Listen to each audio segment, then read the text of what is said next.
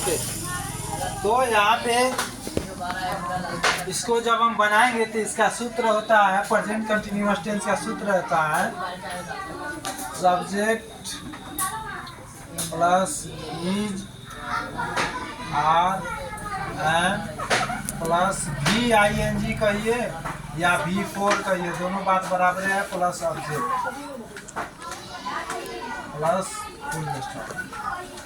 यानी V I N G को ही वी फोर कहा जाता है, यानी वर्ब के अंत में आई एन जी लगा दिया जाता है तो उसको वी आई एन जी कहा जाता है या वी फोर कहा जाता है, दोनों एक ही है। तो सब्जेक्ट के अनुसार पहले मैं सब्जेक्ट होगा आपका सेंटेंस जो है, उसके अनुसार वाक्य में जो सबसे पहला नाउन या प्रोनाउन आता है वो हमारा सब्जेक्ट होता है, तो आई लगाएंगे। अब यहाँ पर देखना है कि सब्जेक्ट प्लस इज या आर या एम दिया हुआ है, इसका मतलब क्या हुआ, what is the means of is या आर या M.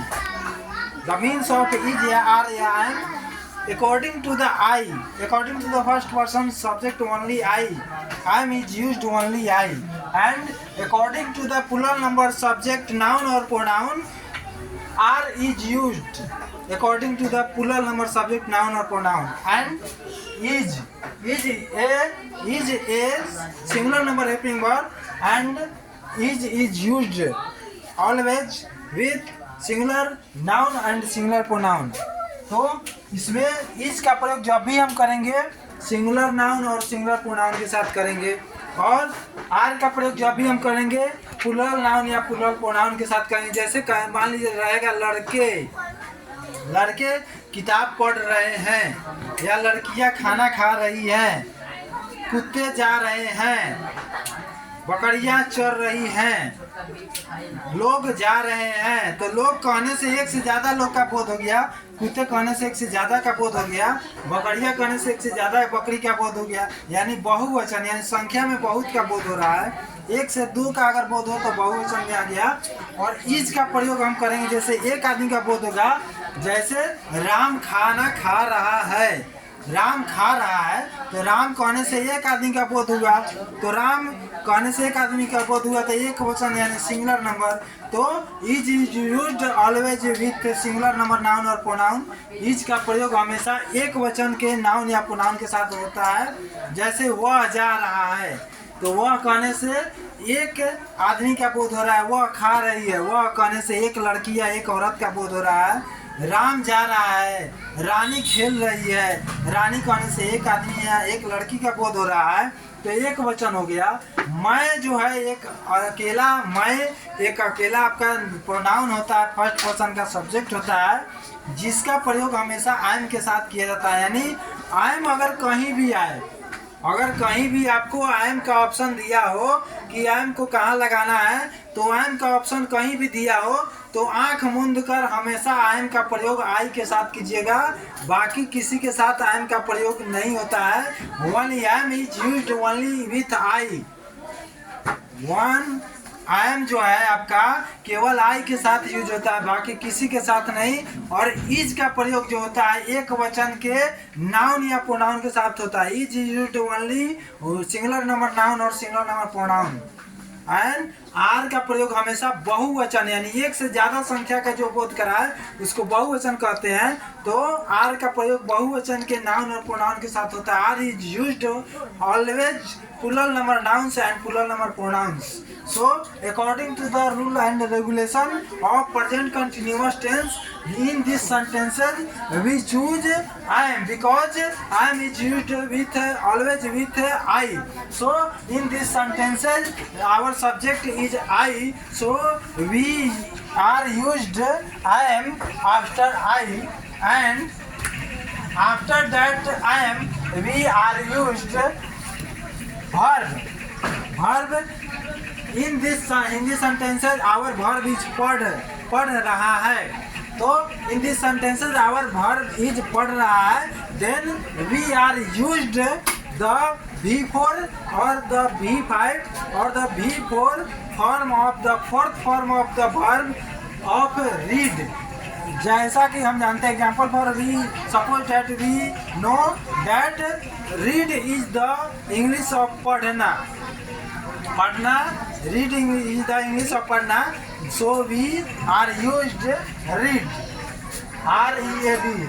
So we are used to read, and in that verb we use ing to make changes in V4 और VING. यानी इस वर्ब को ing लगाकर V4 या VING में change करेंगे ing.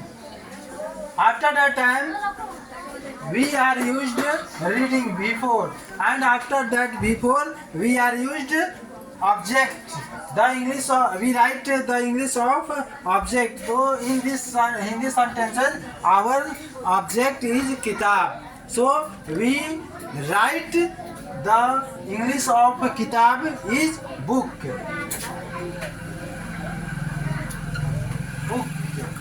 And final we use full stop in the last of sentences. ध्यान देने वाला बात है कि मैं एक किताब पढ़ रहा हूँ, यहाँ पे एक अगर नहीं भी रहता तो मैं किताब पढ़ रहा हूँ कहने से एक किताब का बोध हो रहा है, तो यहाँ पे ये लगेगा. ठीक है, समझ में आया? तो I am reading a book, यहाँ पे आपका क्या हो गया? आई हो गया सब्जेक्ट, आई एम हो गया.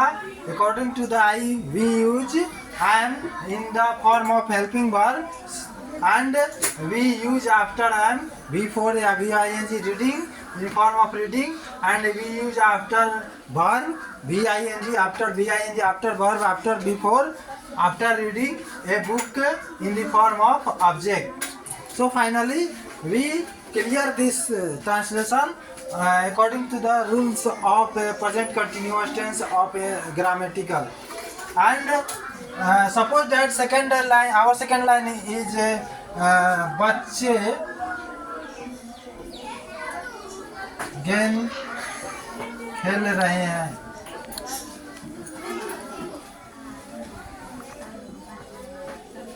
Suppose that our second line is the बच्चे गेंद खेल रहे हैं. Look at this sentence.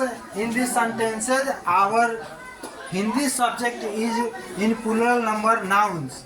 So we use are in form of helping verb after subject of plural number noun according to the rules of the present continuous tense. According to the rules of formula, subject plus is, are, am, VIN, V4 plus subject. In this sentences our subject is in form of nouns plural number. So we use first the English of subject children.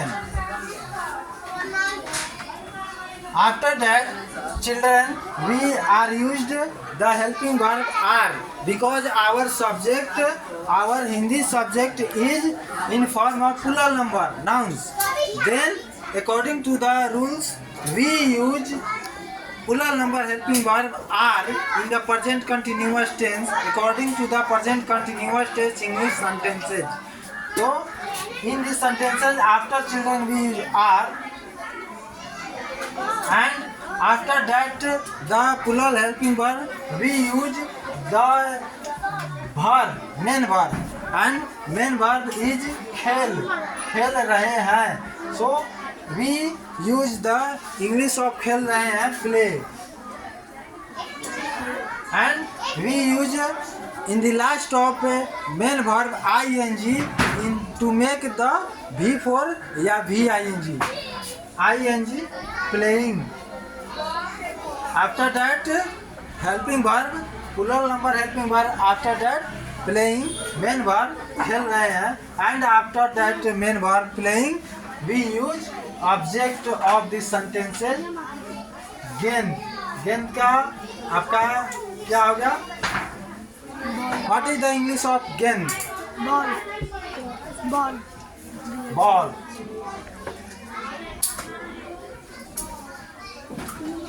The English of गेंद is ball. बच्चे गेंद खेल रहे हैं, तो गेंदे नहीं है, गेंद है, यानी कोई बच्चा मिलकर एक गेंद खेल रहा है, इसलिए ये बॉल यहाँ पर लगा. Children are playing a ball.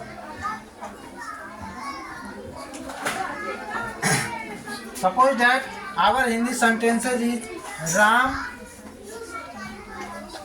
एक किताब पढ़ रहा है.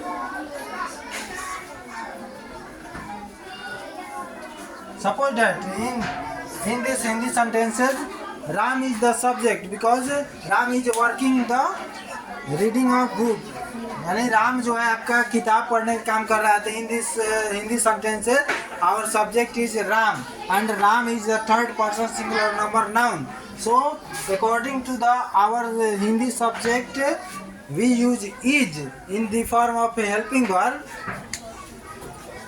At first we use Ram in form of our subject. In form of our subject we use Ram. After that Ram, according to the Ram, we use is.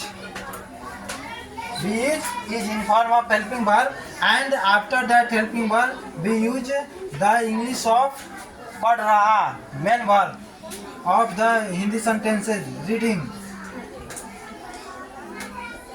After that reading we use the object. एक किताब, we use the English of एक किताब, a book.